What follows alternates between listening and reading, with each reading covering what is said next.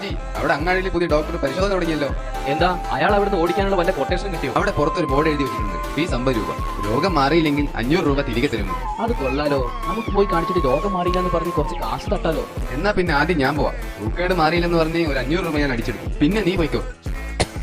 അങ്ങോട്ട് കയറി പോര്. എന്താ അസുഖം? ഡോക്ടർ, എനിക്ക് രുചി അറിയാൻ കഴിയുന്നില്ല. ഇത് വളരെ സിമ്പിൾ ആണ് സിസ്റ്റർ. ആ 20 നമ്പർ പറ്റിയ മരുന്ന് കേൾക്കി കൊടുക്ക്.